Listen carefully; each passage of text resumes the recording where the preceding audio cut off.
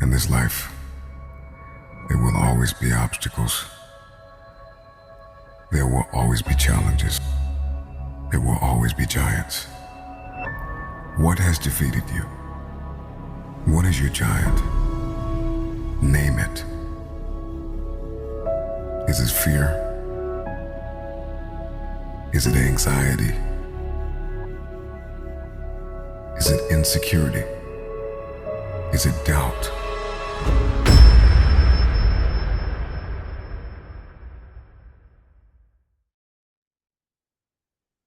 From bodybuilding to spirituality to the sciences, Nine is a Renaissance man through and through.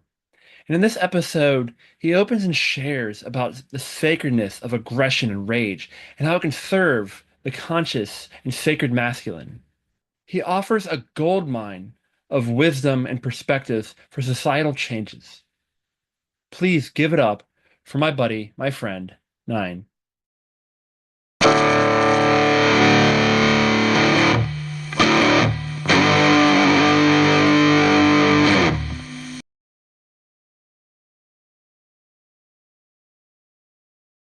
Smoking bad? I think let's go for it. No, Joe Rogan smokes on his. let's go for it, man. All right. It's medicine. It's gonna help. It's a talking stick. Once I get a couple, That's right. and it's full circle from farm to table Oh, to natural, man. air. Right. Farm table back in the air. Se- Self-sufficient way of living. I love it, man. All right, I'm ready. Cool. little Let me cleansing get, smoke. Little cleansing yeah. smoke. Let me make sure I'm crazy on camera. Oh, you look good, man. In So, it, Jim. Okay.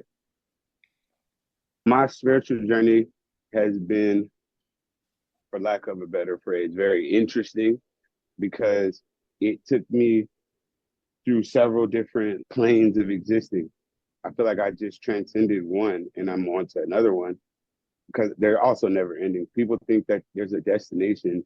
It's not really a destination, it's an adaptation towards wherever you're headed, which east, west, north, south, in, out, the attitude and energy you carry with you that becomes the gift, becomes the reason you're evolving.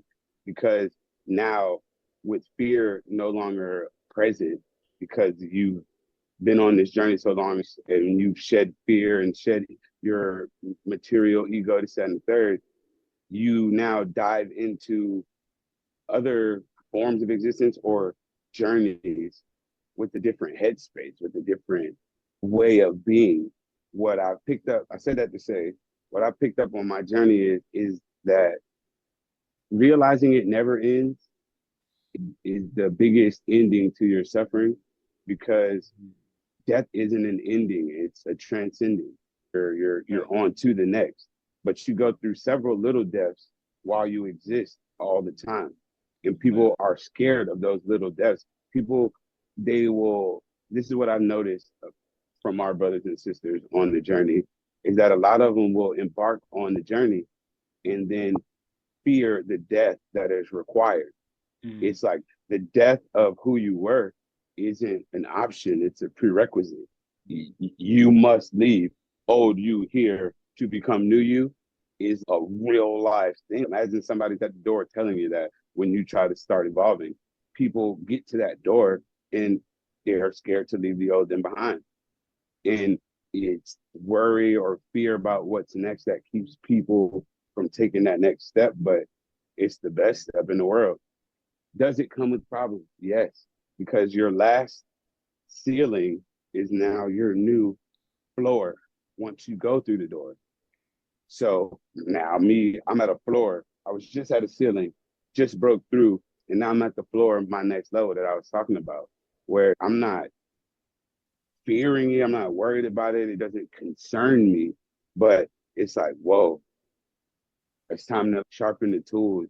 It's time to dive deeper into who I am and who I want to be in order to get to where I'm, you know what I'm saying? It's like Yeah. your journey starts revealing itself in what seems to be bigger waves or bigger monsters, but you've gotten so much bigger. Yeah, It's like, absolutely. yeah, you might not even think it or see it, but energetically, you've gotten so much bigger that this new level that seems like Godzilla's on it.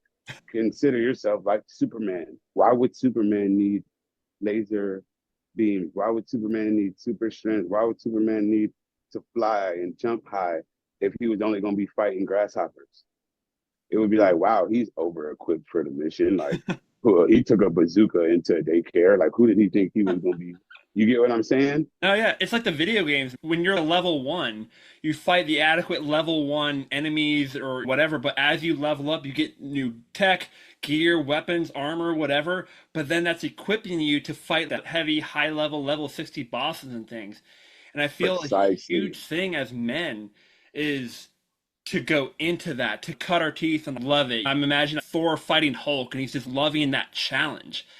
And that Right, makes because us. that analogy you use is perfect because that is them, the characters you were referring to, leaning into the Mm, fact that the problems are getting worse. They're not running away from yeah. the fact that, like, Thor doesn't go, oh shit, someone can pick up my hammer. Maybe I should go switch fields. Maybe I should start sewing because somebody's strong enough to pick. No, Thor goes, oh, so you can pick up my hammer, but can you control the lightning?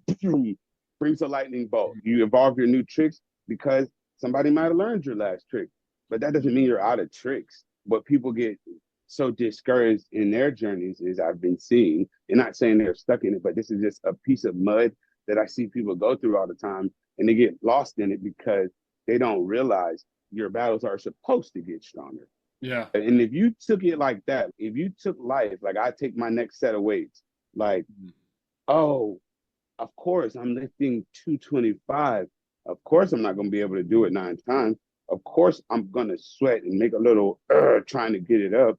Of course my left shoulder that's a little bit weaker than my right might give a little, but that's because once I get past it, once I push through it, everything that I just said is now stronger. Now, oh, I can do more. Oh, now Oh, yeah. it might hurt for tomorrow. It might fucking hurt the next day. But when I go in there, it's easier. And it's like, whoa, I'm going to throw myself at this again and I'm going to go 235. Okay, so that's a gym bro's mindset. But the thing about the gym bro mindset is people wouldn't take it. Even I see gym bros who won't take that mindset and then apply it on a larger scale, like apply it to their journey where their life, they're suffering on the outside via life because they're not accepting it like, oh, it's just 10 more pounds. Oh, it's just 5 more pounds. That means I might not can do it as fast. That means I might not can do it as many times. That means I might not can go as many places as I used to go. That means I might not have as many friends as I had when I was doing it. But I can get through it. And it's gonna make me stronger. Absolutely. Like people get scared of the weight that comes with evolving, like isolation, feeling like you don't connect with the people around you that aren't on the same journey, that feeling of is it worth it or am I doing it right? Is there a right way or is it even worth? All of those questions don't feel as heavy to the person who's gotten to that point where they're like, fuck it, bring it on. Mm. When you're like, oh yeah, it's just showtime, let's go. But we're gonna just have to keep figuring new ways out through this. Or okay, last time I went through something like this, I used this. Well, I don't have that resource now. How can I? You're not constantly seeking solutions and utilizing your past maneuvers that helped you over your past issue and bringing those are because those are important too because those are gifts. And if you don't use your last lesson, why would you keep getting new lessons? You have to keep applying. People learn a lesson, think, oh, I learned that lesson, drop it, and then go back to the old way. But it was like, nah, you had to have learned that lesson to apply it to the new lesson. They're Body like, it. yeah, you have to embody the old lesson, and then the new lesson becomes a tool. But if you didn't embody your old lesson, now you're sitting here juggling lessons because you can't tell If it's you, if you back can't bench like 70, small example, if you can't bench 75, then you're not going to be able to bench 100. So you got to go in order. facts. So people are like, well, since I touched the 75, maybe I should just go to 100 and not have really learned 75. Hmm. back to a more streamlined way of saying it is, in your journey, if you're not addressing and then embodying the lessons, they're not blessings no more. They become curses because, wait, you're not using me. You'll go through something and then something's knocking on your door like ting, ting, ting, ting, ting. Something's telling me I'm supposed to be doing it. It's different, but then you do it the same way. And that was your last lesson telling you, yo, you just fucked up because you didn't use your last lesson. Yeah. And it's cool because, once again, it's not an expiration date on it where it's going to expire. It just means you go through another cycle. It's not instantaneous. You don't go, oops, I forgot. Let's rewind and go back. No, life has to send that back around. That's why people feel like, I'm going in circles though. But circles on paper look cool. But if we're in a hyper-dimensional, omnidimensional existence, don't think of it like a circle on paper. Because if you look from the side, that circle could be a spiral upward. Spiral, yeah. But if you look down from the top of a spiral, it just looks like a circle. Yeah. So your circles that people feel like they're going in, that's because you're only looking at it from a two-dimensional plane. If you look at it from an omnidimensional plane, these are revolutions upward or downward, because it goes both. If you miss the mission, tink, you go back to square and then they try it again.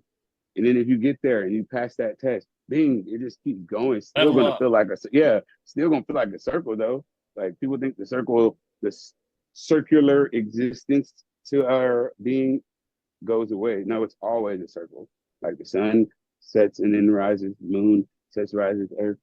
Everything is still circular reasoning about our existence. So it's gonna be a circle. It's just how you look at the circle. Is it going upward or is it going downward from the side? Long story short, to wrap up my answer, Jim, from someone who's on the journey that to take along with you, like Jim as in Jim, be the fighter, like rage against the machine. Don't run from the battle.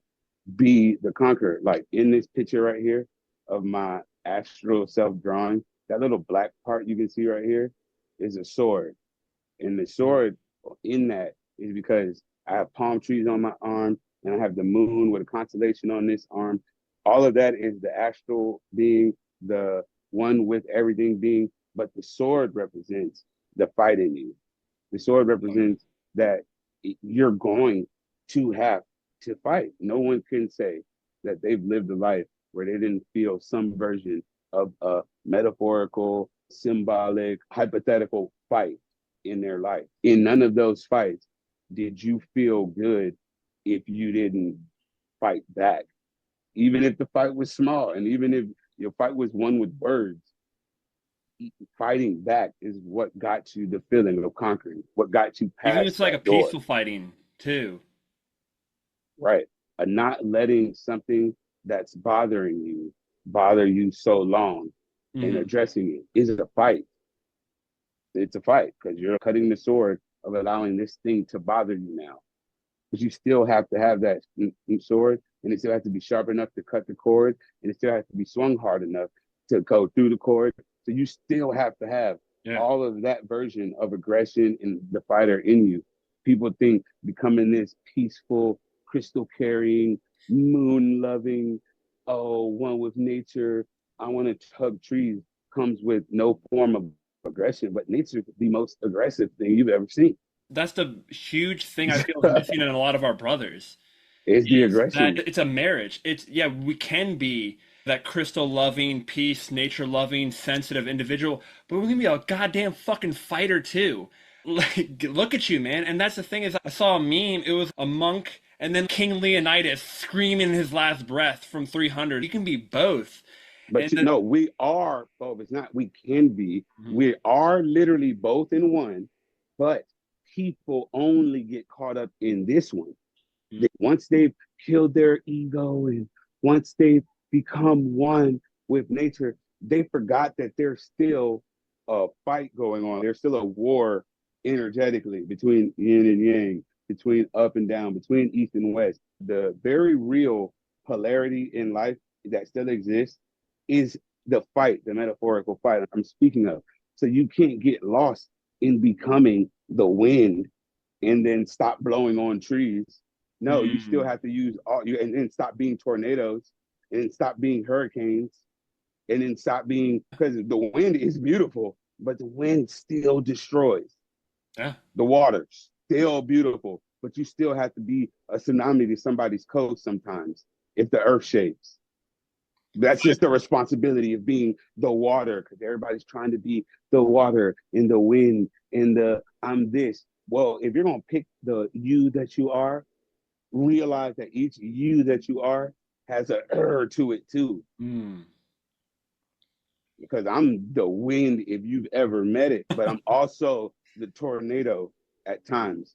And it is unfortunate to certain houses that get blown down. And it is unfortunate to some tip cows that get tipped over. But that's what happens when cold air meets strong air at the right angle. I mean, warm air. I'm sorry. It's just a side effect of air. But not sorry because it's air. You It's get what also I'm your saying? Gemini. That's what I'm saying because nature is the most unforgiving, aggressive, brutal thing anyone can fight against. Try and fight against nature. Fuck everything else. Go punch a tree. Go stand outside when it's too cold for too long. Nothing even has to go on, and nature wins. Mm-hmm. Nature is a beast, but it's a beautiful beast, Mm. and we skip the beast when we try to become like nature. Yeah. Like everybody wants to be super You want to just tree transcend it. hugging, right? But you can't. Like ideally, we would love nature if it could stay one temperature. It never rained on our sunny days. It never thunderstormed. It never flooded. If we never got hurricanes, we never had a wildfire. Yeah, ideally, but that's not how it is. That's not realistic. Realistic is nature rages. That rage is super Right, spiritual. because it's not with ill intention. I'm not saying rage with malice. I'm not Yeah. saying go kill all of your enemies. No, I'm saying rise to those occasions where your energy is required. Don't fly from them because you feel like it's this. Be the warrior in all of your settings. Mm. If your boss is always doing too much to you and you're at work, if you're one of the people who's in their spiritual journey at work, say what you have to say and trust that in your truth, it's going to come through and transmute all of the issues because maybe your boss is just so used to people telling him whatever he wants by Yeah. you telling him what you want him to stop doing or what you need him to stop doing so you can work more efficiently in a very assertive and forceful way. You might have helped 3 other employees that he won't go do that to because now you've sent that fear that you were running from into him. Now he's like, damn, somebody else is going to tell me the same thing. Maybe I won't pick on them today. But the person who lets the boss just say whatever because they're on their journey and words don't harm them or bother them. So they just sit there and smile and meditate after work and shake it off. Yeah, shaking it off is cool and it will get you through your day. But sometimes rising to your that occasion can help other people's day. And I feel like that's a huge thing our sisters are missing from our brothers is that It's the force. is that force that is also still needed in a new earth, in a 5D plus, is that protector. And it's not that malice, that asshole, that jerk energy. It is that divine protector. And masculinity is like a sword, it's like a tool that is sharpened with use. And when we have these oppositions or these things that we are faced that kind of make us, that sharpen us, like the feminine kind of ferments with being, we sharpen with, Allows. The yeah. feminine allows and the masculine embraces. Like Mm-hmm. the masculine is supposed to challenge ways when they're not working. The Yes. feminine will receive it and then assimilate to it because they're Mm-hmm. like water. If you put a red drop into water, the water doesn't bounce the red off. It dilutes it and becomes one with it, or Mm-hmm. it becomes one with the water. Air does the same thing. When you blow smoke in it, it dilutes it, and then we can see all air eventually. Because like even with our carbon emissions right now, we still see air because the air is too busy assimilating our carbon emissions. Mm-hmm. The nature is a divine assimilator, but the rigid parts, the trees that are standing firm against the wind, those are the masculine traits. That firmness, that, yeah, we feel the elements, but we challenge the elements too. We challenge things around us too. We're supposed to be the challengers. Yeah. Everything isn't supposed to just be assimilated, or it would be one way. Yeah. There's a challenger and then challengee all the time. And that's basically science. Science is a perfect example of what I'm talking about, because the only way to get a science developed is someone had to look at an element and challenge it. Like, hold on, how does this work? So that means that the electrons are exchanging. If we put a wire there, now we have electricity. You have to challenge the circumstances that you're facing in order to get to better circumstances. To piggyback what you said, that's exactly what's missing. There's not enough challengers of the circumstance, aka there's not enough masculine energy in the field of existence to be challenging the circumstances. So the bullshit that is happening is almost flowing through seamlessly without a tangible rejection. We're almost giving the bullshit a path of least resistance to affect us, because we're taking our shields and turning them sideways and making them more aerodynamic for the bullshit to come at us, instead of turning them this way, becoming the resistance for the, yeah. Great analogy. But it's not a bad thing, because it's a metamorphosis type thing. The caterpillar goes from the caterpillar, becomes goo, literally breaks down its form Magical cells. Goo. Right, which now leaves it extremely vulnerable, because if the thing falls, if something opens it up, it can't become the butterfly. So I think we're in that extremely vulnerable state of metamorphosis, where we've broken down as a unit into goop, and we're now putting together the structure of the wings of the butterfly we're to become, but we're sensing danger around. So imagine if that caterpillar is still conscious in the cocoon, but it can't move. It knows it's goop, but it can still sense. And let's say a bird's like pecking at the door, or a worm's trying to burrow its way in, and we're conscious of that. That's what I feel like is going on. We're in this transformative state, but yet we feel some bullshit at the door while we're kind of helpless, while we're not fully formed yet. Not helpless. Let's just, hey, we're not fully formed. We're not fully in depth of our understanding as a unit of how to move. We've been so used to moving in the caterpillar, even though a lot of us are transforming, and even though a lot of us are evolving, it's not enough of us to be able to put everyone else on your back. So there's still a required amount of people to get there before it can be like a full takeover or full coup. Let's use a coup. Before we can get the whole coup going, we need the population to be outnumbered. We still got to get that 51% over 49. We're still not at 51-49 yet.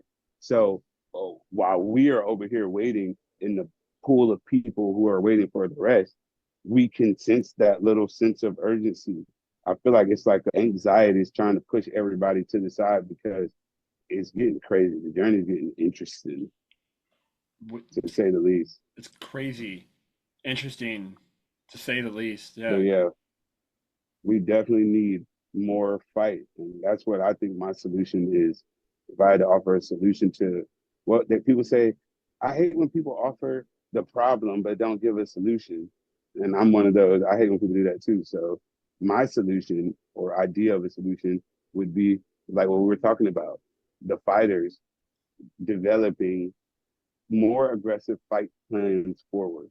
The plans that we've been doing, the grouping up, the collective thinking, the being resourceful to earth, yes, all of those are versions of pacifiers, which I feel ease the pain, but they're not getting to the root. They're not healing it from the bottom. There's a lot of surface level bickering that has been the past 4 years. We're not addressing the root problem. But we're not getting to the white blood cell energy, where we send 5 or 10 to the site where the issue is, and we start to patch. We need more patches, and we need more hands and boots on the ground doing, not conceptualizing. Because conceptualizing leaves people in this dreamer state. Like, thoughts and plans without actions are just dreams. And people who only have thoughts and plans without action are then just deemed dreamers. But dreamers aren't the manifestation. The dream is just the idea. The manifestation that follows comes with an instruction manual. We have to start getting people interpreting in those instruction manuals and delegating and engaging the action plans that come along with these dreams. Because the dreams never just come by themselves.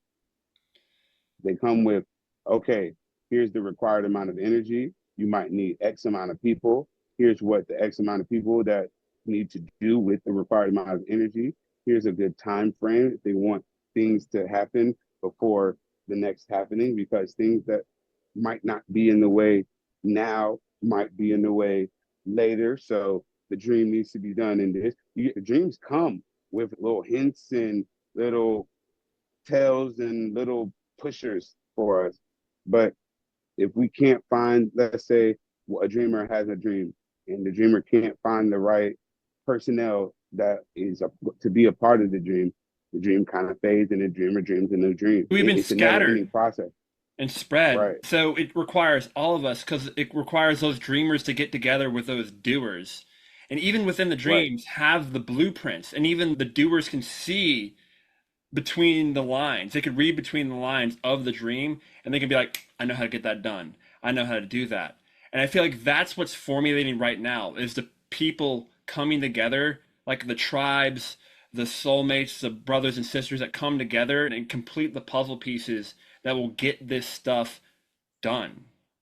Right. Because the work, the concepts and ideas and energy required for the manifestation, I think we already have present. We have on our side enough of the dreamers, because even off of just how social media is shifting into more positive messages and people influencing people to get fit and stuff like this, I like the direction it's going. But those are still concepts and ideas to me. Those are a dream world. The real world is where the action occurs. Imagine us changing virtually the face of everything. That doesn't stop what's going on to the trees, the birds, the whales that are watching us. That doesn't stop the hatred that goes on. That just makes it look good enough for people who are on the fence to just stay inside. If it looks good enough on media, the rage is a little bit settled. Yeah. People have to actually be in the mix to see what's going on. Neo could have never fought any of the people in the Matrix that he helped to get people out the Matrix if he didn't go back into the Matrix. Now, everybody wants to be Neo, though. Everybody wants to be I can curb the bullets and I can walk up the wall. But they stop the analogy there. They stop the symbolism there. They don't go, oh, but fuck, I have to fight the hardest people. I have to go back in the Matrix. I got to go save Trinity. I got to do this. Nobody sees his assignments. Like, everybody only sees, fuck, he's fast and he's in tune with himself and nature. Nah, bro, there's mad It's like assignments. going back to the original analogy. It's like people want to be level 60 for the armor and the weapons, but they don't want to be level 60 for the level 60 bosses and Yeah, nobody wants to go enemies. fight the agents. Everybody wants to be Neo, but everybody's scared of the agents. It's like, wait. But that's the call our brothers need to answer, though, right? Right. And But that's that's and that's going to aggression. separate the boys from men. Right. And the key to that, the key to awakening the men in some of the boys is that we can't keep pushing away the fighters.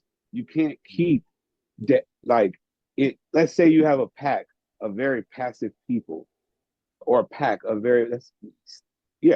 passive people. And let's say there's an aggressor in the group. Sometimes the passive people will push the aggressor out without understanding that the mission won't happen or move without the aggressor's push. Because the aggressor is that wolf in the pack that goes out and makes sure that the next territory we go to is safe. But when he comes back covered in blood, and he comes back with fur from other wolves in his teeth and in his claws. And he goes, I need my space. And he goes and stands by the river alone and washes his paws. Instead of judging the wolf, you go, fuck, the wolf must have just did some shit. Yo, let's go see if he's good. Because that's not a bad energy. Does he look bad in the us version? If we tie that back to human world, if the human wolf that just went out there and scoured and this, that, and the third comes back, he gets judged, not understood. Because we're trained to push out the aggressors, not redirect the aggression. The aggression is a tool, not a person who's suffering from a circumstance. So if you're an aggressor and people see you in an aggressive state, they think you're suffering from the aggression curse. And it's not a curse. I might be suffering from misdirection, which is not a curse, which is if the people around were like bouncers and to be able to see that, it would bounce your aggression and deflect it into the channel to where it would benefit everyone. It's not being utilized properly. Right. It's just like a fire. If fire is wild, it is dangerous. If a fire is controlled, it's warming. Exactly. It'll cook your food. It'll nourish you. But if you leave it against some paper and walk out of the house, it'll burn down your establishment. It'll leave you homeless. It's all about control. But we don't have that control as units to know that when wildfires are out of control, somebody probably just left some paper around the thing that was really keeping us warm. So the fire does have two faces, because if you keep it in the fireplace and keep wood on it, nobody ever cold. You leave it burning when you guys go out to hunt and leave some shit around it, you don't have nowhere to stay. But we don't treat people's fires like that. We treat people's fires as if it's something that they need to extinguish. That's because we're trained systemically against aggression. And it's so weird because me, an aggressive person, looks at history and reads a different book. Like, I see that America was the most aggressively formed thing ever. It took nothing but pure aggression in order to live the way we live right now. It took very primal aggression, the type of aggression that could cause you to slaughter groups and this, that, and the third. But if you do it with a good purpose, it solved a lot of problems for some people. That's the difference with a lot of things, is the intention behind it too. Is a hammer good or bad? It's a tool. A hammer can build a house or it can murder someone. Doesn't make the hammer good or bad, but it's a tool, and the intention behind it is what does it.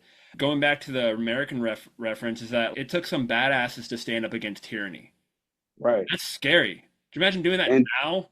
Right. That's what I'm saying. Low key, we're right now basically the original Americans. We're the Americans before the corrupt ideas, because the idea of not wanting to be restricted and limited by an overbearing overlord power. Tyranny.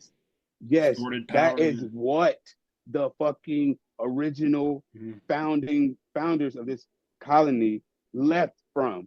And here we are forming a version of it again. A lot of that stuff is, I see the tyrannical energy is parasitic.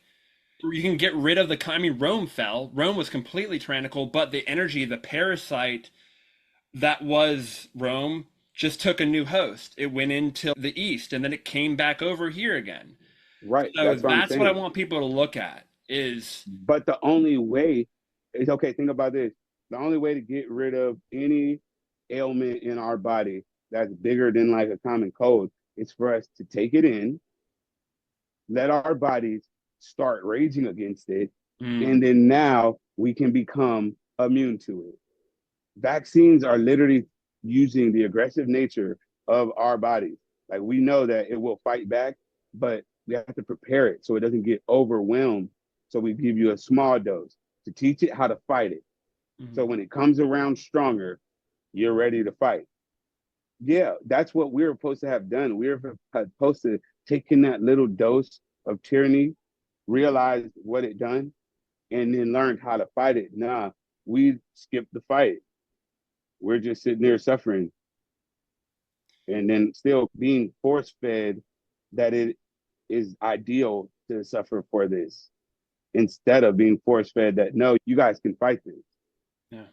Yeah, we're not being told. I feel we're so used to band-aid solutions too, Right. instead of actually fighting it, instead of actually being exposed to it in a lot of ways. Right. We would rather just get something to cover us rather than be exposed to it. That was the perfect way to say it. Yeah. When you have a society of and systems, plural, built on band-aids, you have a house of cards made of toothpicks, bubble gum, and shit. And what happens? That shit, that's not sustainable. I came from the medical field. What I saw and what I experienced, so much of it band-aid solutions. And we can see where that's gotten us. Right. And not even where it's gotten us, where it's continuing to take us. Yeah. Because gotten would be like, oh, at least this is as worse as it's got. No, everyone can sense, and everybody's sensing this sense of worse to come. Nobody's sensing like, oh, all the bad times are over, let the good times roll.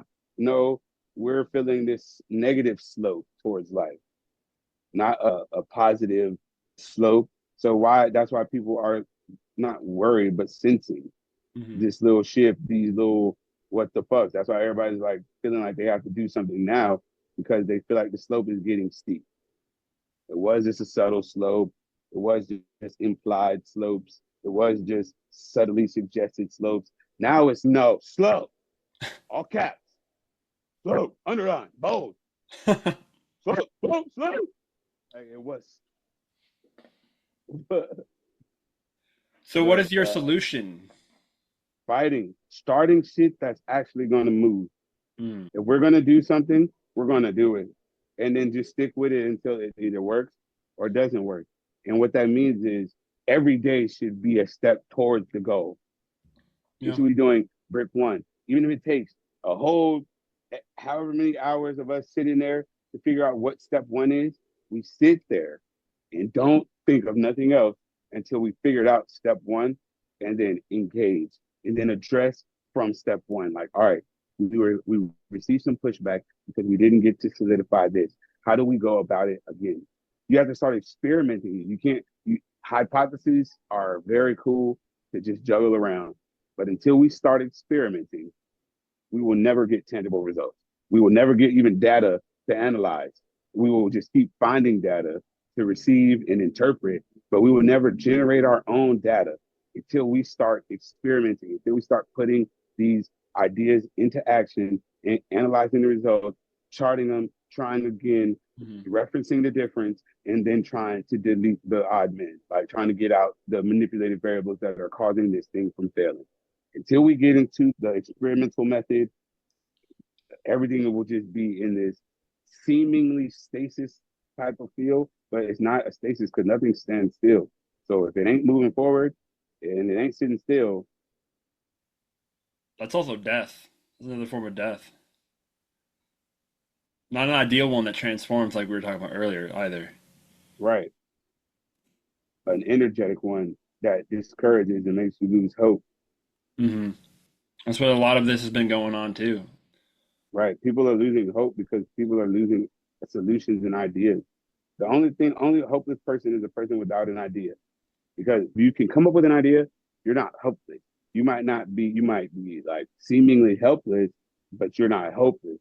You might not can find your way out, but you feel like there's a way out. That feeling like there's a way out is essential to finding a way out. Yeah. It's like it's a prerequisite. So keeping people hoping is cool, but starting to help is going to be the cooler thing. And I feel like that happens once we start experimenting. I've been sitting here. I literally in all my journals, I label them different beings. Like I have the musician, I have the scientist, I have the artist who likes to draw. So Hmm. in my scientist folder, it's called I-9, and it's like an elemental sign, like on the periodic table element. Yeah. Is I-9. So I-9 is frustrated. I sit there and talk all the time to myself about wanting to get my science going. Like I have parts around me for building machines that I sit here and I go, damn, working on my health is cool, but I could also be working on my science. But I am doing stuff that's positive, but it's still not my core me that I feel like I will bring something to society that will benefit others. Like my health is benefiting me, my plants benefit other people and stuff, but my science I feel will change things.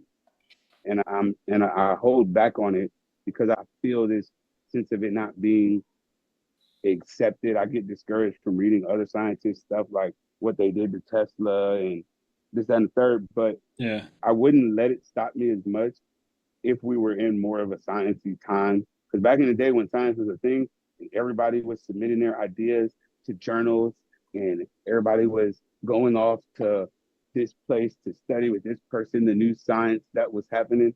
The scientific revolution was fire. And if we were in that stage, that's who I would probably be, that type of character. I'm the guy that's in all of the little lectures with Edison's and this is that and the third studying electricity. We don't really have that type of community no more. So Hmm. I feel like there's a large part of people that's wasting away the It's kind of the gated. Like there's a very yeah, dogmatic system to science now versus then. right. That's why I feel like we need to open the world to experimenting with things like not just societal structures, like science and stuff, testing what they're telling us works, figuring out what really works and how can we do it more efficient Hmm. and stuff like that will get us off this dependency feeling energy we have. Because the reason the government even reigns supreme so strong and so controlling is because everyone feels as if there would be no life without it. Imagine life without our government. We're a third world country. That people are scared of those ideas. Yeah. Like all the images of all those countries without governments, where people are fighting in the streets and these random thugs control the whole area all because they got guns. People are scared of that type of lifestyle. Nobody wants to live in Colombia with the cartel type energy. So people love this energy, but the things that are going wrong with it, people can't conceptualize how to change because they can't imagine life without it. I feel like it's like when our parents were like, "Oh, you want to go live on your own? Look at these homeless kids." They'll guilt you into think. I said this in one of my other podcasts. Is we're growing up and maturing. And That now was it's time to be perfect. the adults and take responsibility for our lives and get out from under the thumb and the wing and the teat of our government. Right. That was so well put. That's just like that scare tactic of, oh, you don't want to be them. Well, you're right, but I also don't like what's going on. So you're not Mhm. gonna make me like what's going on by threatening me with something worse. And it doesn't How have about to be we, like that, too. right? Why not address how to make something better? We're just getting threatened with worse, Yeah, not ideas of not better. solutions. But that's another thing. We have to build. I have this little thing in my journal I wrote, is we have to build our idea of better, not based solely on material tit for tat. So we can't go, oh, gas was cheaper and food was less expensive. We'd complain less. No, we had to go, what are the things that are causing gas and food to rise and fluctuate? And how can we stabilize that to where it's fixed and where everybody wins? The gas companies still are good, but it's not killing the average consumer to go to work every day because gas is $10. Like, Yeah. how can we stabilize the fluctuations rather than trying to tip it to one side of pure bliss or one side of pure struggle? How do we get that calm, sweet medium of everybody's winning, but everybody still has to do and everybody still gets, it's still give and take. The world's never not going to be give and take. We're going to exchange something for something, but make the exchange even more even. And I think science is a Mutual. major way. If we can make the resources that tax everybody's energy, like energy bill, electricity bills, if we can make everybody's electricity bill cheaper, people will have to rely less on their paycheck being so much, and they would have more money to spend. Okay, is there a way to make energy more efficient, like as a unit, and not allow it to get blocked? Because there are people out there. There's a guy named Moses West who generates water out of the air with atmospheric pressure Yeah. generator. So when he does this, everybody in the universe could have water right now, Yeah. but the initiative isn't towards stabilization because it would be like, oh, why wouldn't we send that $100 million grant that we just gave to Well, because the powers the want to stay in road? power. They want to stay Right. charging us, But sucking us you, dry. but how do you find enough powers that aren't in power to then challenge the powers? If you find enough philanthropic, anti-government people, let's say we have 6 multimillionaires who are extremely invested in doing things like giving homeless people water, but they don't know how. We need groups Yeah. that would go be able to facilitate that exchange, that will build a trust with the right amount of power that could then get Moses West $100 million.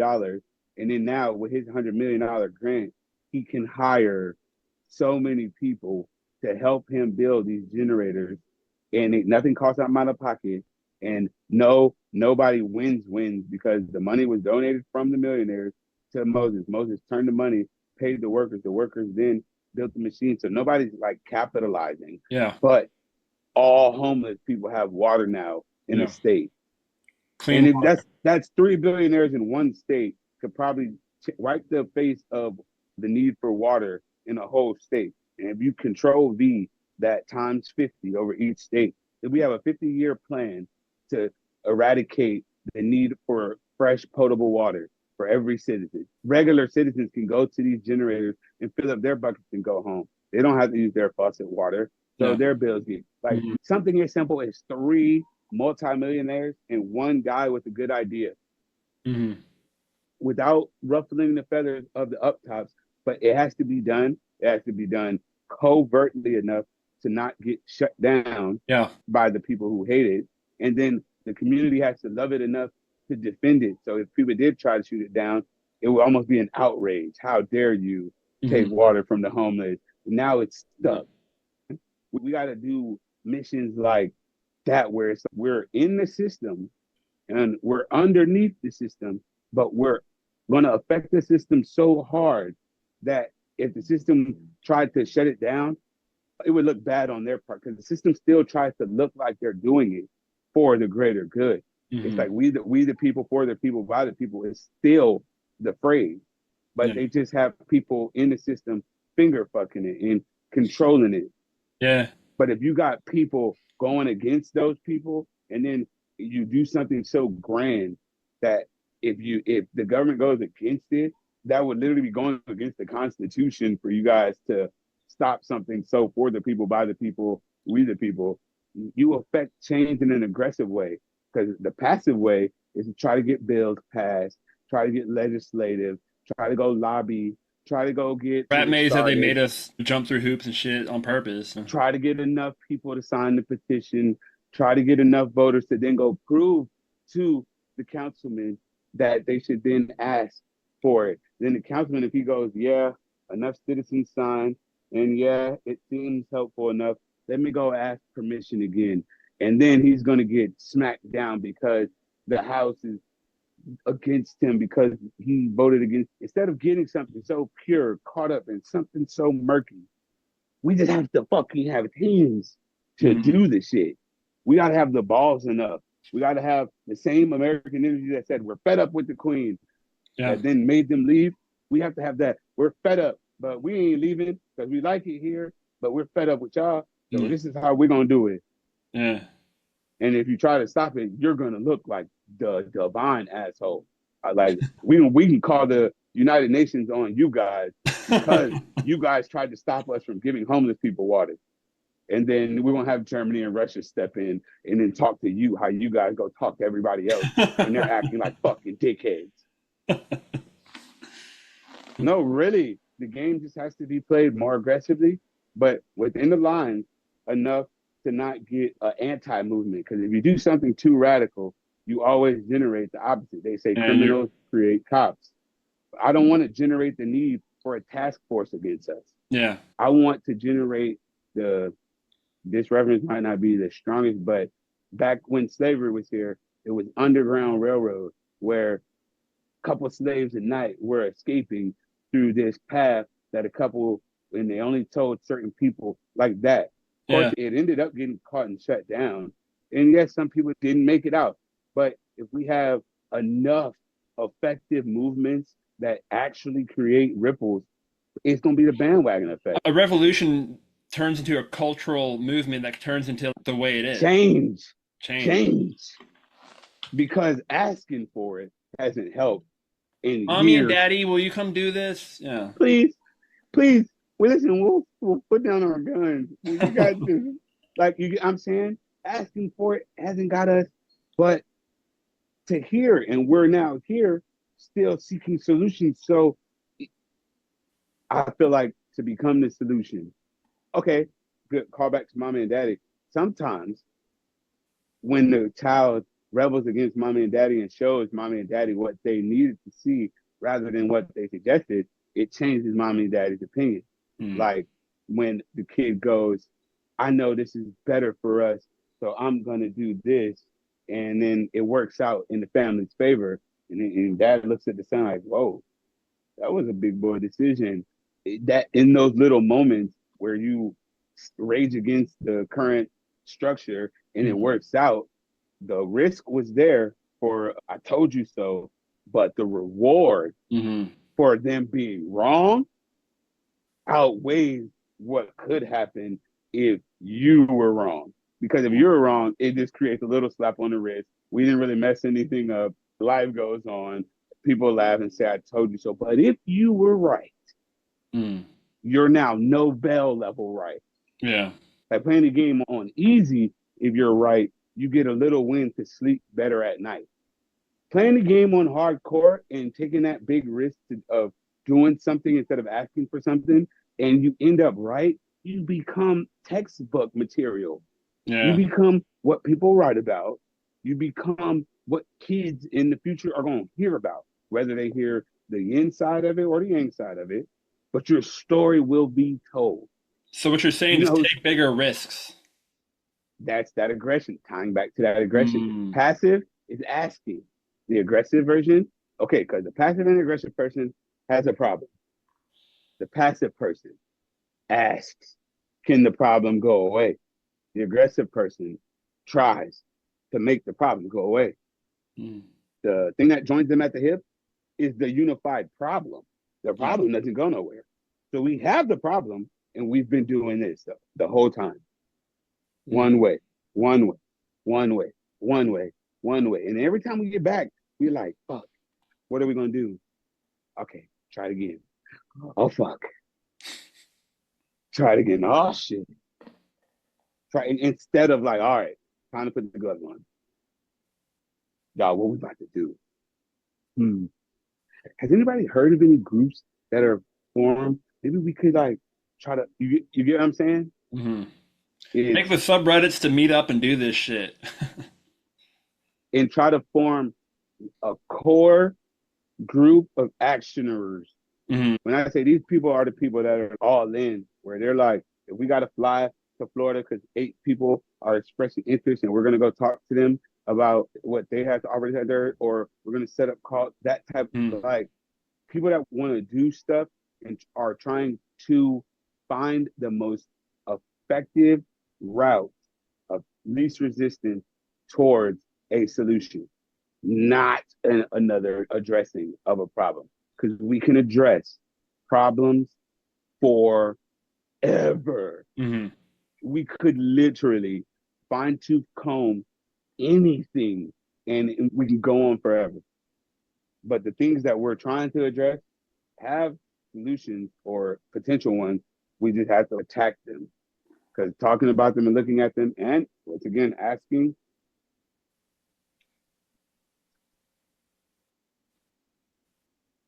I just haven't seen asking work. Now, I'm not saying it's impossible, and I'm not saying we fucked up as a group. No, we learned as a group. After you go through something enough times, you learn something as a group. I think as a group, we've learned asking really isn't the way. Now, if I'm wrong, you can show me several moments where asking worked and why I'm tripping and everything's going smooth and we're on our way to peace and prosperity as a unit. But if that's not the case, then I feel like asking hasn't been working. Mm. And doing is the only other thing left. Yeah. Now, people might watch this and be like, well, what to do? I'm never claiming to know what to do. I'm just knowing that that's what it's going to take. And I'm very Hmm. willing to do, able, ready, all for. But what I do know is it can't be done alone. And if you think it can be, you haven't been doing enough doing because you haven't realized that this is one of those Avengers moments where even Iron Man himself couldn't take him down. Even Thor himself couldn't take him down. We need it Takes all. our brothers and sisters together. This is an Avengers moment. Yeah, hell yeah. So if you have that, oh no, I can do it by myself, or the journey is about being by yourself and getting over it. Yeah, your self journey is. But the larger journey is Mm. needing Thor. The larger journey needs to link up with the people from the little fox guy. We need to go then get the little purple girl. We need to then go get Thanos' daughter. We need to go get. We're needing to Gotta get them all, man. join All the forces. major players.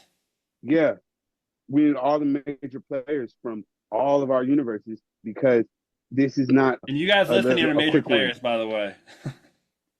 Yeah, that's what I'm saying.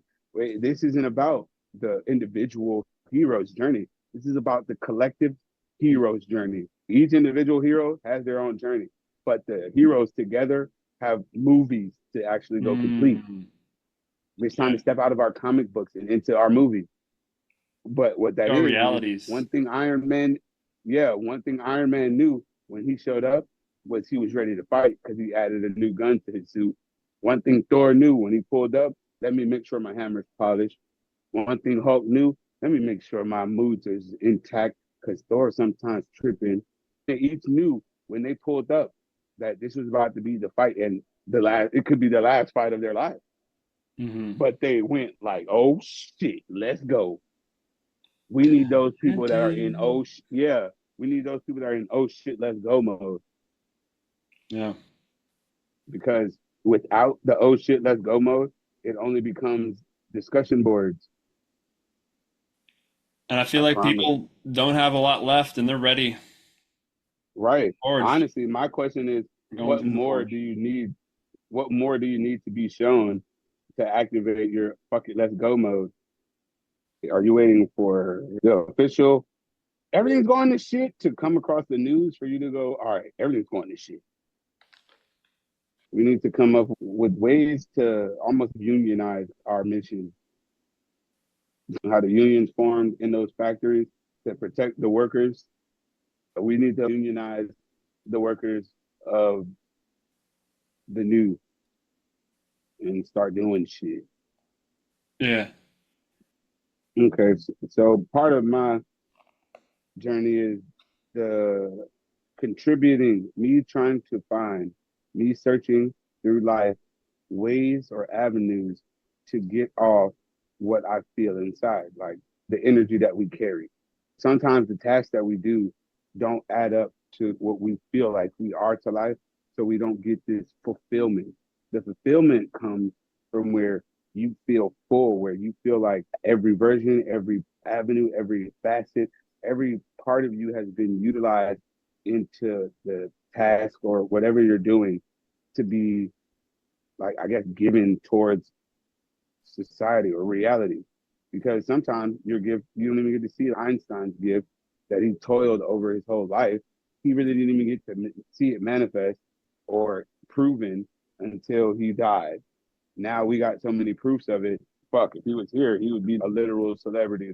Hmm. People would go rub his feet and ask him questions about how he knew about the density of things. So I feel like I want to be able to get whatever I have on my chest or heart off and make it an effective tool to change how things are going. So my science has been that. That's been what my little behind the scenes has always been. I'm always researching different functions, electricity. I've taken electrical classes. I always feel like that's going to be our blast into the future. And we've been overlooking something so long, like infinite energy could change so much of the things that we suffer from. If we could provide an energy that could make our cars go, that could make our houses stay warm, that could keep our keep our streets illuminated without charging, people's lives would change forever. Yeah. And I feel like I always ask myself, what do I think I could contribute to society that would change people's lives? And I could come up with nothing else but innovation. There's nothing physically that I'm not going to go build the pyramid. I'm not going to go try to be the president and change people's lives. So, what could be my contribution that's not just spiritually driven to where I can feel like I've manifested my fullness? Mm-hmm. And it's in innovation. It's And you're a manifestor.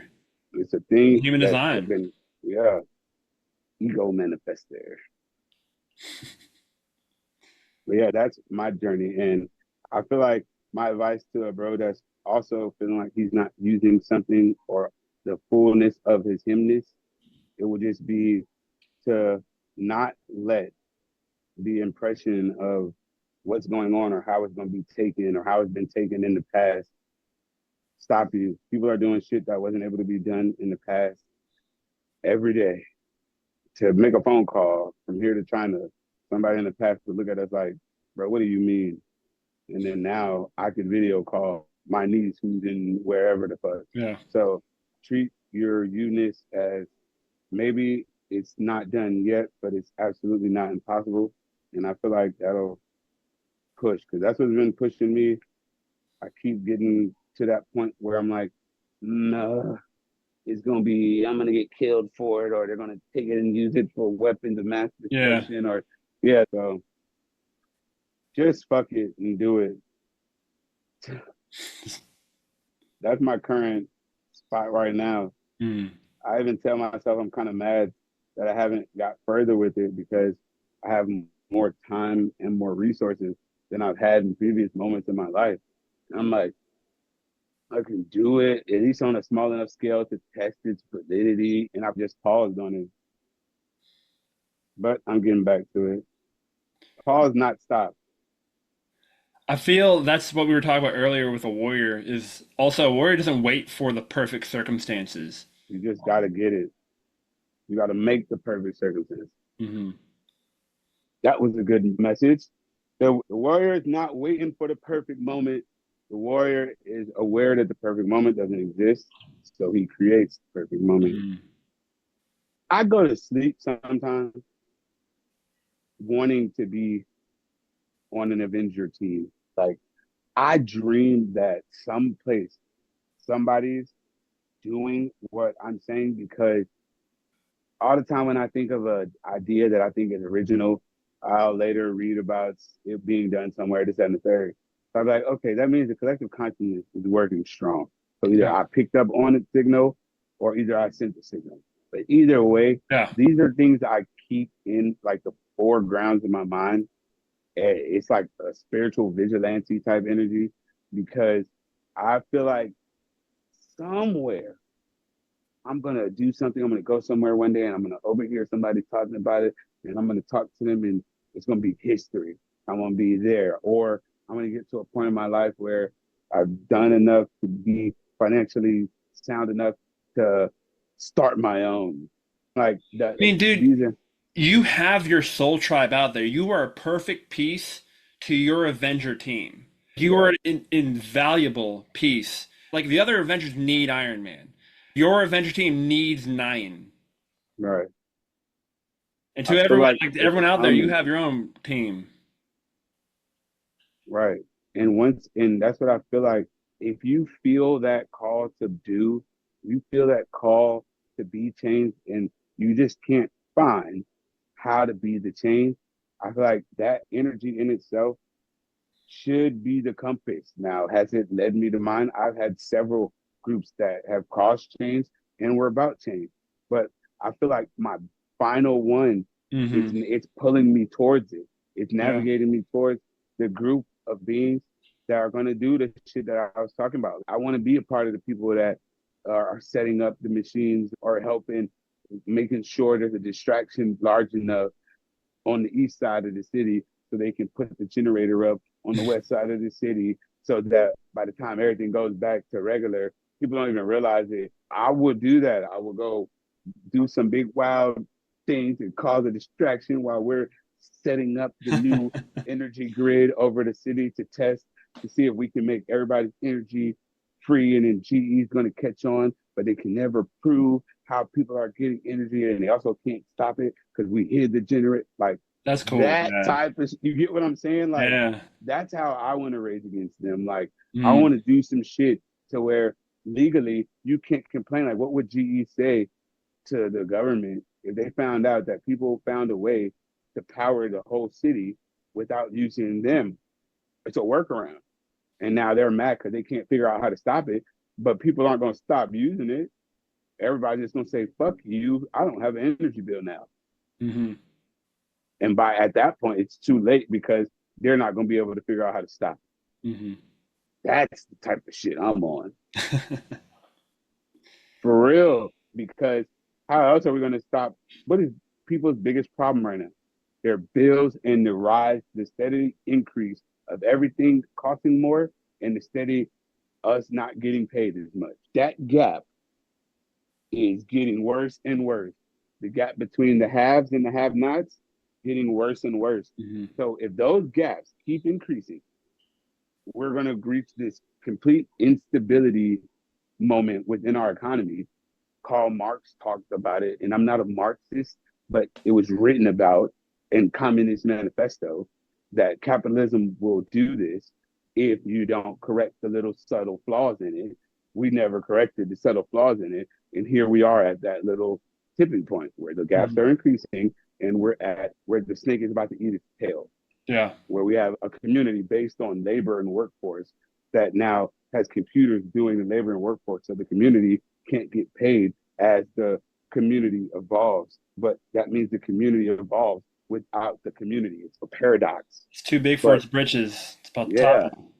yeah. So because we're approaching that, the only way for the fall to happen and it not hurt the people that it's going to fall on top of is we have to get from under the impression of what's about to fall. Like if we didn't depend on them for electricity, we didn't depend on them for our transportation because we have an alternative source of maneuvering and mobility. If we didn't depend on them for our food distribution because we cultivated and we all had community land places where we were constantly cultivating. If the government failed, no one would care. Mm-hmm. No one would give a fuck. It would just be like, some of y'all are out of jobs, I guess. This, that, and third, but we're trying to still eat. Our cars still run. And yeah, we're regular scheduled programming. Nothing stops. But now if the government stops, life feels like it's at a halt. Well, it's because Stores shut down because we're dependent on mommy and daddy, but then when we grow up and we're not dependent on them, self-sufficient. right, right. So once we get to that point of confidence that we can do without them, they become less important.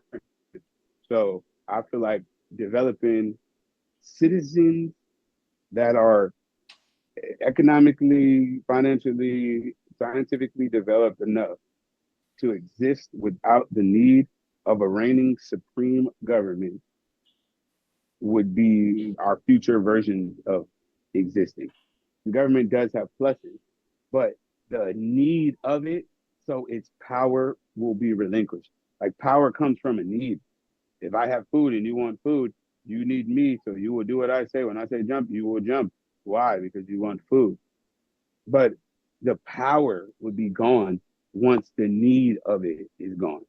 And that only comes from sovereignty and self sufficiency. Mm-hmm. And self sufficiency in not just resources like food, resources like information and technology and Mm-hmm. science, because those control the pace. You'll get left behind without them. So once we have efficiency in all of those, science isn't just we're waiting on the next breakthrough to be told to us on CNN. Mm-hmm. Science is we're breaking through science on a citily scale. Like Atlanta scientists have come up with this, and Montgomery scientists have come up with this. Meanwhile, in Minnesota, to combat the cold, when science is like that explosive again, Yeah. New that's when I feel like, Renaissance. yeah, That's what I feel it's gonna be like. It's gonna be like a technological and scientific Spiritual revolution, art. spiritual, all in one type of revolution, not just art in the Renaissance. It's gonna be like a Renaissance of more Leonardo da Just Vinci coming consciousness. back. Leonardo da Vinci was an artist, but he was a mathematician. He was a botanist. He studied He's an anatomy. inventor. Yeah, we need more Da Vinci energy. Mm. That was a good way to put that. I love Da Vinci. We Yeah. need more Da Vinci energy as a society, like people inventing machines to do things better than the way they're currently working. Is he saying it's wrong? No. Is he saying it's faulty? Maybe. He's just saying it could be done a little bit better and cost less and run more efficient.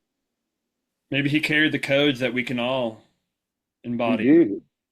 He does. If you go study a lot of Da Vinci's work, I had this little pocket handbook of Da Vinci's philosophies and drawings, Mm. and it is just mind not like boggling how advanced mentally he was, where he had to walk to a library or he had to plan for 16 years to get a boat ride to go to a library to study angles. Meanwhile, we have calculators and phones Yeah. that can generate augmented realities. I'm Even saying it's like Michael, because there wasn't like internet or books to study anatomy. Michelangelo, when he was young, made a deal with a mortician that he was allowed in the morgue at night, and he gave him a to candle. He study said, the "You have body. until it's this low to get out, because that's when it's morning and people are going to come in and find you." So he would allow him to only dissect the men and study the men's musculature and anatomy. And so that's how he learned, which is also funny because he was only allowed to touch the men. If you look at his paintings of the Sistine Chapel, all the women have inaccurate musculature because it's masculine musculature because he only knew men. But Right. still, like, that's what they had to go through. But that was that But resilience to learn. that's what I'm saying. We could learn what he took his whole life and Hmm. studied around dead bodies. We learned that in an hour. How the fuck can't we get past some of the little shit that we're going through as units? I feel like the more of us we got, the dumber we got because they didn't even have as many people and their ideas were profound and affect us now. Nowadays, the thinkers are gone. Well, the scientific and invention type thinking, Hmm. where that was on the foreground because everybody wanted things to run smoother. So I feel like that's gonna be our revolution of doing. The only way to get people from depending on mom and daddy is make them be able to live their lives regularly, how they want to, but without so much need. Yeah. So that's the only difference in success and not is how much needs you have versus needs and wants versus the person who has many needs and wants. So if we can reduce each citizen's needs and wants, the government can do its own thing. We don't pay taxes because we're not worried about you taking our stuff. We use a different form of currency to get our stuff now. We don't use the debt and the taxes so that it's subject to be reclaimed if you guys ever need to. No, we use barters, exchanges, and goods and this, that, and the thirds. And yeah, it's ours. We made the shit, like that type of stuff. Yeah. We're not playing the game, but we're allowing them to keep the game running because it does allow our life a little bit of smoothness. I think instead of fighting the machine, we need to join with the machine, but make it our own. Recontrol the machine, beat the beast from the inside out. Now, how? I swear, it's going to take those little moments. And I think innovation is it. That's why I think that's part of my journey. I'm starting all my future tech that is just to make everything less. I'm not trying to become Elon Musk. I don't want to piss off rockets into the sky to make people go, ooh. When I get my factory that's Tesla size, people are going to say, ooh, but it's going to be because shit is changing. Hmm. When I get to Musk level, not only tech, but finance and power and influence, I swear I will not be putting a show and sending billionaires to Mars. Hmm. I swear. I swear. Make I'm a gonna real make billionaires. change. Yeah, I'm gonna Make make this billionaires planet give me good. their money. Yeah. I'm gonna make billionaires give me their money to make us never want to go to Mars. For us to look at Mars like, why would we go to Mars when we live on the most beautiful planet within at least 8 planets?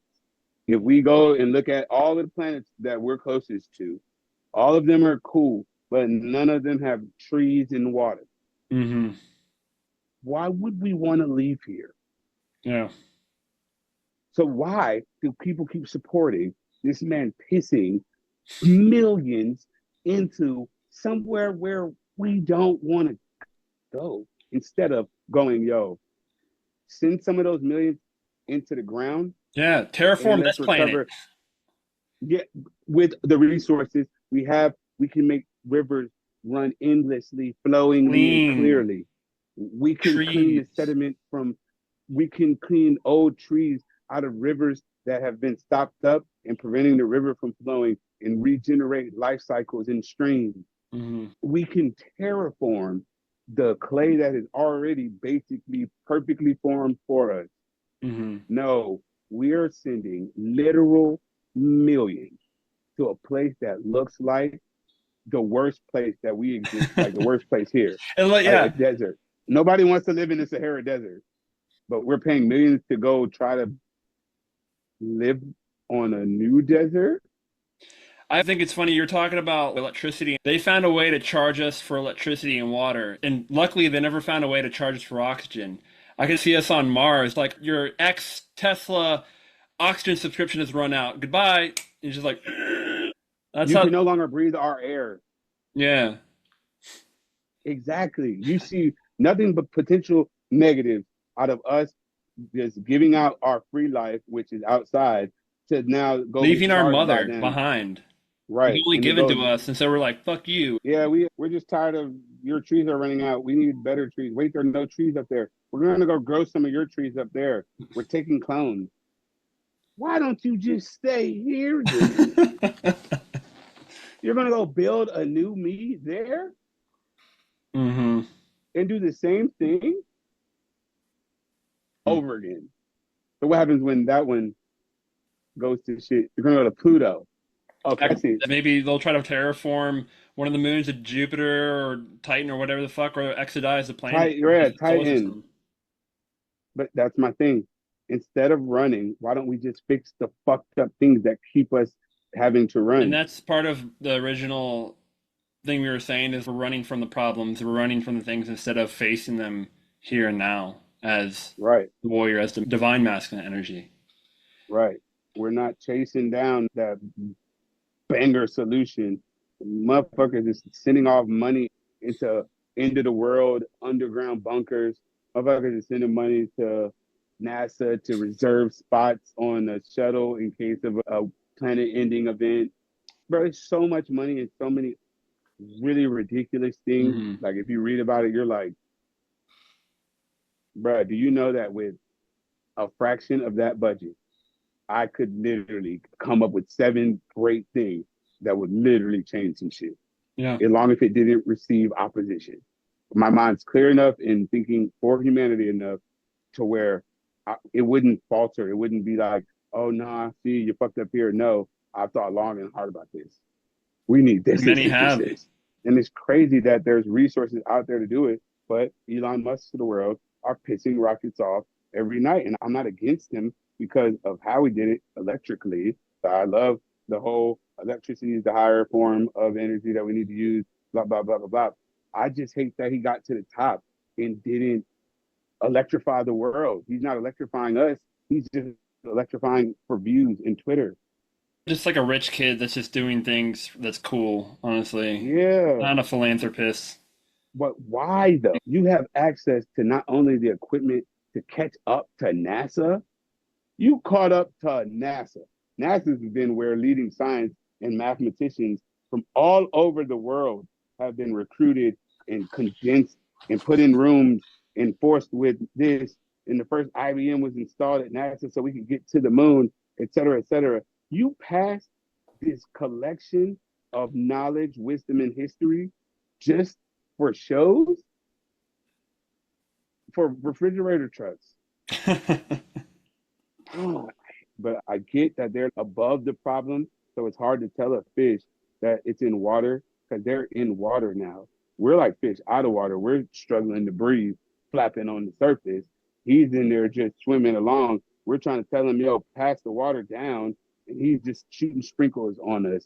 And we get little drizzles of it. Go, ooh. And then if you have enough money, you can pay for a whole cup of my water. Yeah, Tesla truck. Here, you get one. I got some good water for you. Here, instead of going, yo, I found a way to get water cheaper. You guys don't need water as much. I'm gonna give you guys Tesla converters the size of iPhones that you put in your house, stick them on the wall, and now your energy bill's cut in half because I'm offloading the energy, cycling it through an alternating phase, and now they can only charge you half per cycle because I'm moving the electricity slower. Like, why can't you do that? It's doable. Alternating current and direct current operate in different systemic ways. So you can regulate how much direct current is being ran through the house by offsetting it with alternating transistors or capacitors. Da, da, da, da, da, da. Why can't you make iPhone size those and give them to every citizen that makes under 50,000 Mhm. and get the Humanitarian of the Year award and get a Nobel Prize? Nah, fuck that. Chinese billionaire Ying Long Hing, come. I want to send you to the moon. Very good. Like, what? Yes, and we're going to do it on CNN, and we're going to stream live for Twitter, and then we're going to I mean, broadcast X. it. We're going to shoot it off. Yeah, we're going to shoot it off in the middle of the day when Cali has the most traffic. So everybody who's stuck in traffic can watch it. So it's going to not be missed. Oh my God, we're brilliant. Yeah, that's the brilliance. That's strange to me. All right, so I want to wrap this up. For all of our sisters out there who are on the spiritual journey who don't see a lot of men doing this work, this awakening, do you have any message for them? Because a lot of them feel very alone. Okay, Yeah. a lot of the guys who are refusing to do the work are still scared that it's not worth it. It's almost like, well, I'm not missing nothing, so I don't want to look weird or I don't want to be the person that stand out and then it not even be for nothing. So now I've energetically lost something. If the women, if the divine in them gets ramped up to a point where it's more influential, you're gonna make them come. Perfect example. Treat yourself, divine mothers and divine feminine out there. Treat yourself like mother and guys. Our baby, the world is a pool. If you throw the baby in the pool, the baby drowns.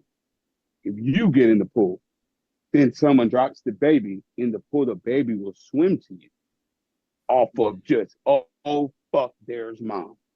If you radiate enough energy in the pool, the area where you're at, those men that are scared, babies, to engage in themselves will naturally hop in the water.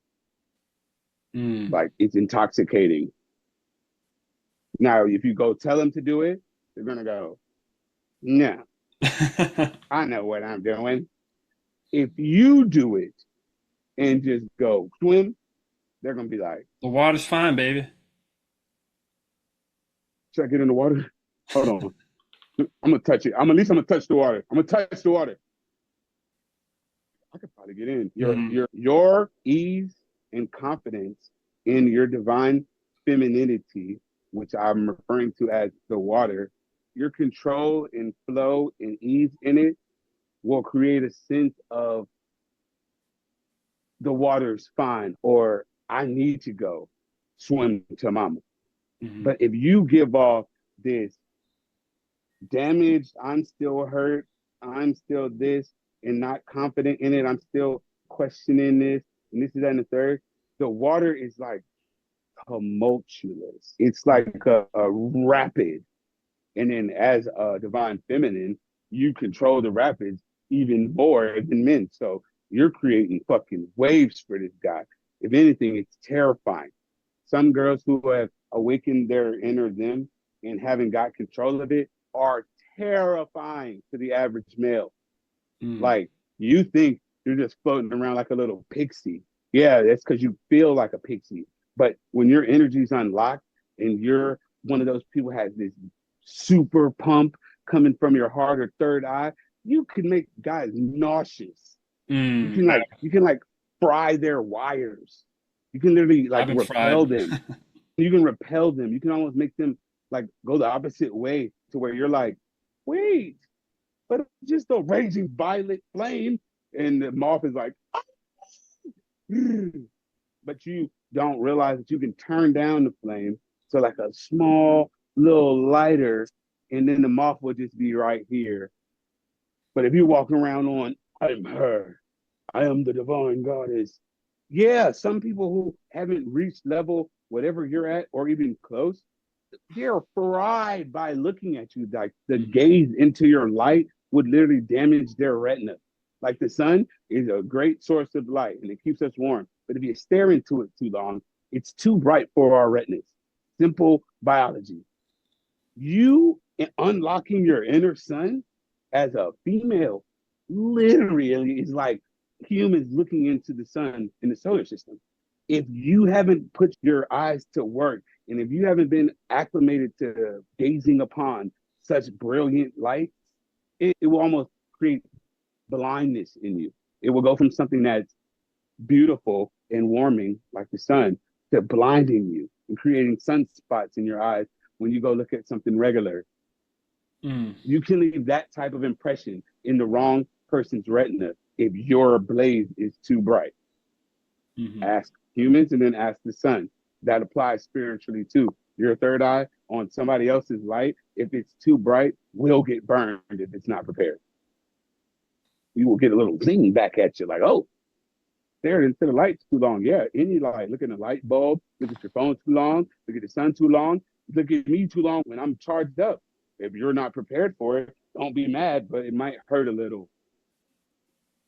So that's how the divine feminine should carry themselves around men that are not as developed. That's just like looking at them. Maybe they don't have sunglasses on, and maybe you are a little bit brighter than the average light.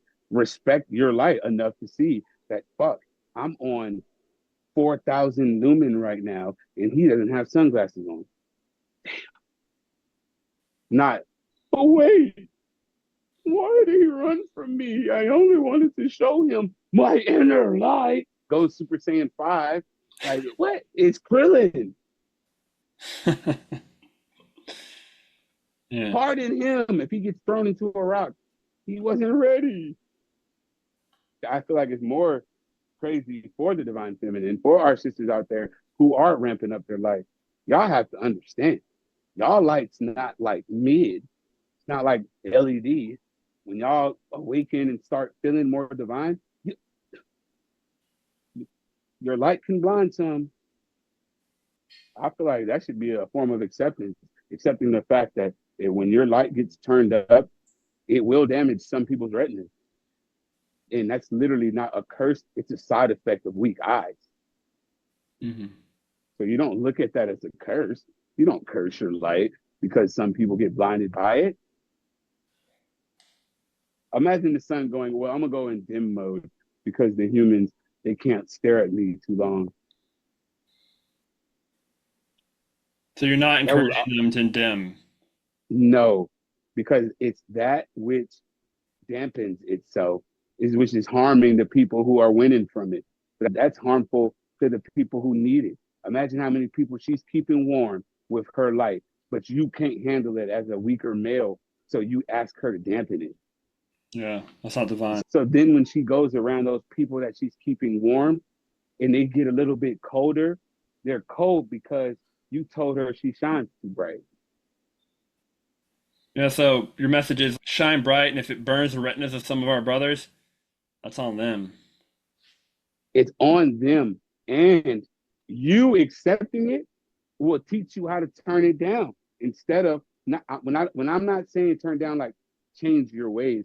I mean like glow a different way. You're like, oh, if I approach him with my crystals and my tarot cards in hand, he will run. But if I talk to him, slowly slide in, oh wow, that's a beautiful crystal on the ground. See that he gravitates towards it, then Mm, ease in that this is a quartz and it will help you this, and then ease in. You know what goes well with quartz?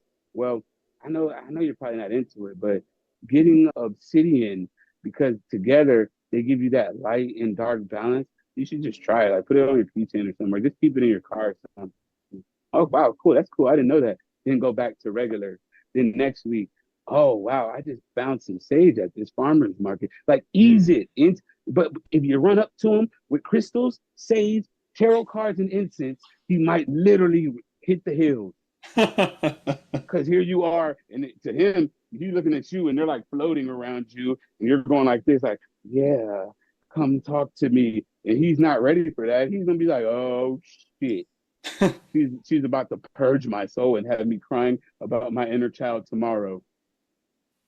Yeah, everybody's not ready for you on 100.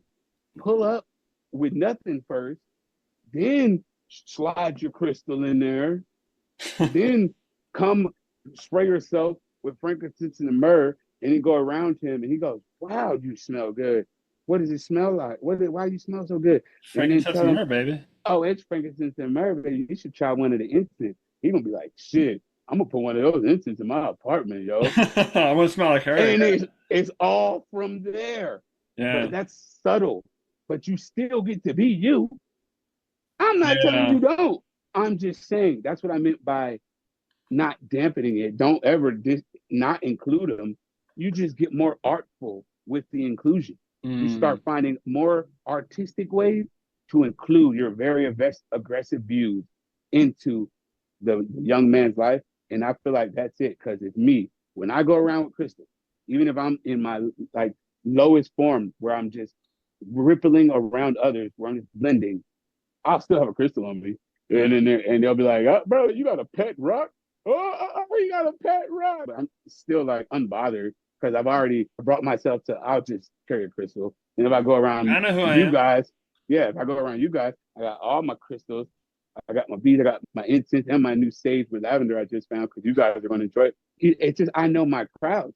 Do Yeah. I not go to either? No, I'll go to both. I just know what loadout to bring What back to loadout? the Yeah. game. Yeah. Yeah, back to the Yeah. game. I know that there's some groups where I only need a pistol. I know some groups I'm gonna bring the LMG. I'm gonna bring my little Simtex mines. You know what I'm saying? Yeah. I know my groups. I know the battles that I'm gonna prepare for. So do I get mad when I can't bring my RPG over here? No, because I know they're not gonna appreciate it. I just wait and take my RPG to where they're gonna go, yo, not only do I like it, I got an extra bullet for you because mine came with three. So I got rockets, You man. know what Let's I'm go. saying? Yeah. Yeah, let's go. Yeah, it's learning your crowd is another part of evolving because the The evolve warrior is, need know your battlefield, know your yeah, environment. that has to be somewhere in the art of war. It's I'm like sure it is. you have to know the battle Quasi in order quoting to it. win the battle and to make more concise. My advice would be don't dampen your light, just learn your crowd more. Or artful about your engagement. Art isn't just paper, art isn't just music. The art of communication is a form of artful engagement, and the art of transmuting energies is an artful engagement. You Mm. do not transmute low vibrations by just going, bam, change. No, the tuning fork has to go around another thing. It has to realize that it's at the same pitch. It has to be struck. It has to vibrate for a little bit in its perfect pitch. And then the other tuning fork will resonate. You Mm. can't force the change. It's just making sure your vibration is playing perfectly. And then anybody else on that same pitch will buzz with you. Mm. There's the short form of that whole rant I just went on. I love it, man. Well, thanks for being here, Nine. So much, man. It was a fucking privilege to have you on here, brother. Thank you for having me because I needed that because a lot of the time in isolation, you start looping around your head in different ideas and you need to streamline it by sometimes saying it out loud to yourself, saying out loud to someone else. Like you need to be telling it to someone for it to get that flow, that truth feel of consciousness.